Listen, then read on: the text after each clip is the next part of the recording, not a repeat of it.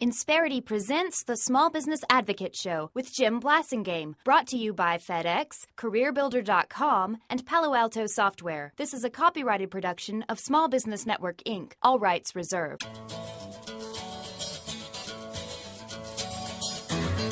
You're listening to a man whose work is never done. In a job like yours, even when it's finished, there's always one more thing to do. And his job is to make your job easier. It's a very difficult job, and the only way to get through it is we all work together as a team.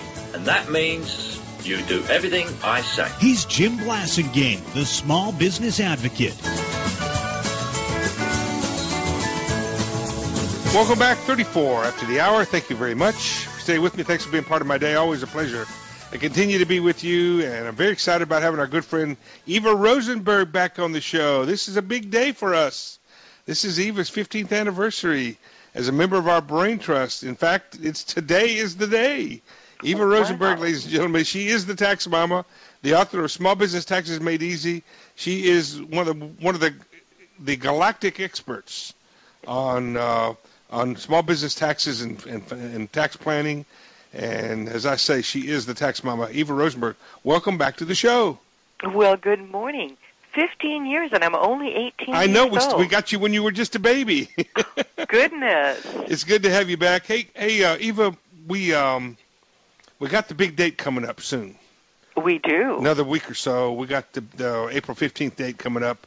And, of course, I'll be filing my extension. We do every year. We just don't get ourselves all worked up about it. We file the extension, automatic, and we deal with it, later in the year that gives us a little more time. I don't mind telling people that. Folks, don't get yourself all into a twist. If you need more time, just file the extension. Eva's going to tell you about how to deal with the money situation in a minute. But what do we got to do between now and the 15th to get ready for that drop-dead date from a standpoint of money that needs to go in different places?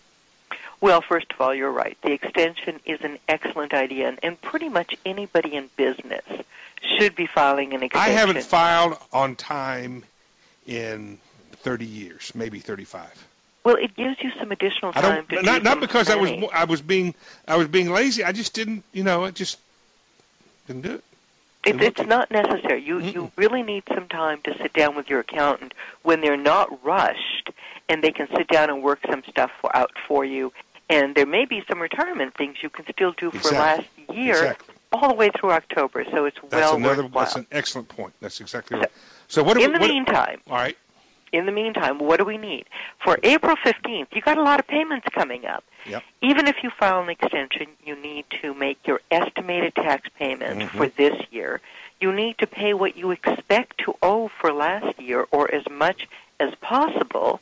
And if you're going to put money into an IRA, you need to fund that IRA by April 15th, or a Roth IRA. So these are all things that you're going to need to do, plus your state estimated tax payment and your state extension. So you've got at least 5 different things to pay. What's the maximum I can put in an IRA? Well, $5,000 if you're over age 59 and a half, or is it age 50? You can put in an extra $1,000. So now, $6,000 if you're over 50, $6,000, under 50, $5,000. Right. Yeah. Now, and that's a good question, because the absolute drop-dead deadline for funding that is April 15th. So if your money is limited and you want to take advantage of an IRA for last year, that's the first thing you want to fund, not any of the other stuff. That's right. Even the tax, even if you have to be a little late with your taxes, they're just going to charge you a little penalty and interest, and that's not as expensive as missing an IRA date. However, if you owe IRS money from the past and you're thinking that you want to do some kind of an installment agreement or an offer and compromise, then you're not putting money in your IRA, and you need to fund the tax for last year, or at the very least this year's estimated payment. Yeah. Because if you're in compliance this year, you can roll last year's taxes and all the other taxes into the installment agreement or offer and compromise. Okay. All right. So you need to know the order. It depends on what your strategy is. And this is where a tax expert helps you, folks. And by the way, I haven't done my own taxes in probably, well, I won't say how long. So it's been a long time and decades. So anyway, I don't even want to. I do not want to know how the taxes are calculated. I have too many other things to talk about or to think about. So okay. So what else do we need to do? What else? One or two more things before the 15th. Well, you certainly want to make sure that you get all of your accounting at least sorted out to a certain point so you have an idea how much your business profits are going to be. And your accounting isn't based on the 1099s other people send Right.